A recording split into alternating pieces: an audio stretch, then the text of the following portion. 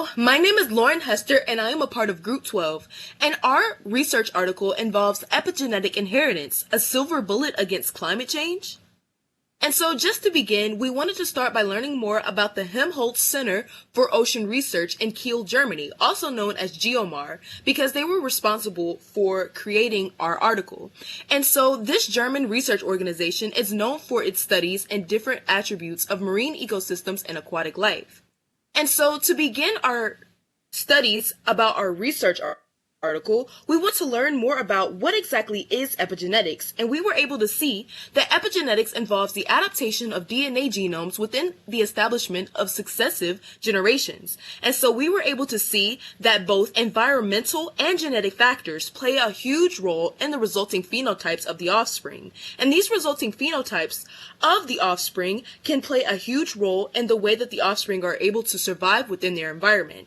And so after we were able to determine what epigenetics is, we wanted to dive into the rationale and hypothesis of our article. So the hypothesis that the researchers were able to come up with is that when organisms that have a greater fit to their environmental conditions reproduce, their offspring's DNA is encoded with those same characteristics. According to the article, stable epigenetic markers contribute to adaptation in a similar way as the DNA itself. On the other hand, inducible epigenetic markers can be switched on or off, how a light switch can also be changed on and off. So there's analogies, and the expected results that the researchers deduced were that the inducible markers will react particularly quickly and therefore ensure the survival of organisms in the face of rapid changes. So we will see the experimental procedures in the next slide. This newly discovered aspect of genetics was studied in the Baltic Sea, and it focused on interactions between the three-spined stickleback with the intent of determining whether epigenetics could help combat the effects of climate change. So, able to do this, researchers collected stickleback populations from different regions of North and Baltic Seas with different salinity levels. In doing this, they investigated the different genetic and epigenetic markers of the different fish. They additionally assessed the different tolerances to changes in salinity. So this graphic shows the two different type of epigenetics.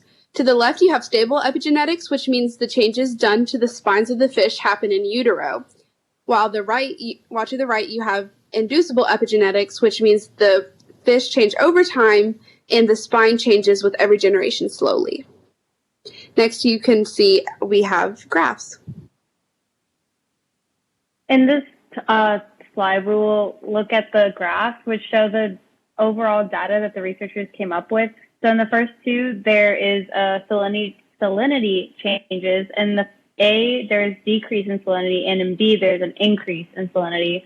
Then in the following graphs, specifically in graphs E, F, G, and H, there is an overall summary of the values that represent the shift in methylation groups. And a methylation is basically the transfer of a methyl group to DNA. So these shifts demonstrate that as the values approach 100, there is adaptation in the levels found in natural populations. And one of the researchers involved is Marc P. Höppner. So Marc P. Höppner is a German scientist from the Institute of Clinical Molecular Biology in Kiel, Germany. His research focuses on genomes and applications of bioinformatics. He has also worked on the combination of genomic, transcriptomic, and cross-genome data. The purpose of his research is to investigate several evolutionary questions, such as the origin of non-coding RNAs, as well as the evolutionary process that these non-coding RNAs went through. And now we will move on to article findings and conclusion. So the team actually found that in different populations of sticklebacks, they had different tolerances to salinity. So they were able to prove that inducible markers improved the response of the second generation to environmental changes, but to a much lesser extent than initially assumed. So basically, epigenetics doesn't affect the genome to the extent that we once thought it did. But non-stable markers, called inducible markers, can be switched on or off according to their ancestral interactions, but this function is actually limited by the majority control of stable markers. So therefore, epigenetics is not an adequate resource in battling the effects of climate change. Thank you so much for listening. Feel free to contact any of us.